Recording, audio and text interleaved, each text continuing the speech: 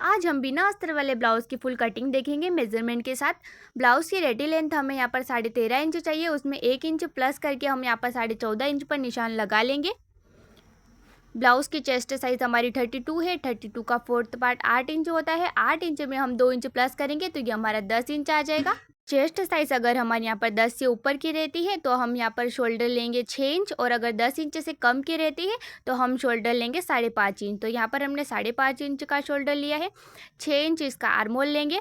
10 inch पर fitting का निशान लगाएंगे और सब मार्किंग को मिला लेंगे। हम यहाँ पर 1.5 इंच पे हम यहाँ पर आर्मोल का निशान लगाएंगे और इसकी गोलाई दे देंगे। अगर आपको ब्लाउज सिलने में कोई भी समस्या आती है तो मुझे इसके कमेंट में आप ज़रूर बताइएगा। अगर आपकी भी इस ब्लाउज़ की साइज़ 30 या 32 इंच है तो आप इस प्रकार के मेजरमेंट से अपने ब्लाउज़ को ईजिली यहाँ पर बना सकते हैं। बैक पार्ट हमारा कंप्लीट हो चुका है। अब हम इसकी कटिंग कर लेंगे। बैक पार्ट के अकॉर्डिंग ही हम यहाँ पर फ्रंट पार्ट की कटिंग करेंगे। बैक पार्ट को हम इस प्रकार से अस्तर के ऊपर रखेंगे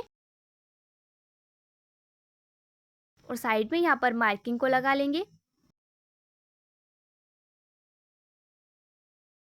मार्किंग को हमने लगा लिया है। अब इसके भी हम यहाँ पर शोल्डर लेंगे 5.5 इंच और आर्मोल भी लेंगे 6 इंच। सब निशानों को यहाँ पर मिला लेंगे। 1 इंच पर हम यहाँ पर शोल्डर की गोलाई देंगे। बैक पार्ट में हमने 1.5 इंच पर शोल्डर की गोलाई दी थी और यहाँ पर फ्रंट पार्ट में हम 1 इंच की यहाँ पर शोल्डर की गोलाई देंगे। जो चेस्ट साइज हमने 10 इंच ली थी उसमें हाफ इंच प्लस करके हम 10.5 इंच पर निशान लगाएंगे। फ्रंट पार्ट में हमें हाफ इंच प्लस करना है। फ्रंट पार्ट में हम ऊपर के साइड की यहाँ पर मार्किंग करेंगे। 12 इंच पर हम इसका फ्रंट पार्ट लेंगे और एक्स्ट्रा हमारे यहाँ पर 4 इंच बचेगा, वो बेल्ट के लिए बचेगा।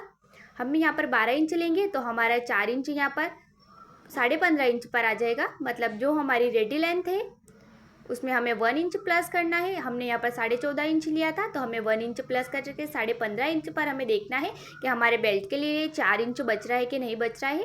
यहाँ पर 12 इंच पर हमने फ्रंट पार्ट की कटिंग कर ली है।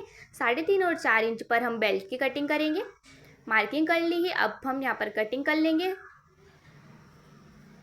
अगर आपको इसमें कुछ भी समझ में नहीं आता है तो मुझे कमेंट में आप ज़रूर बताइएगा। अब हम यहाँ पर स्लीव्स की मार्किंग करेंगे। स्लीव्स हमें यहाँ पर 5 इंच की चाहिए तो हम इसकी मार्किंग करेंगे 6 इंच पर।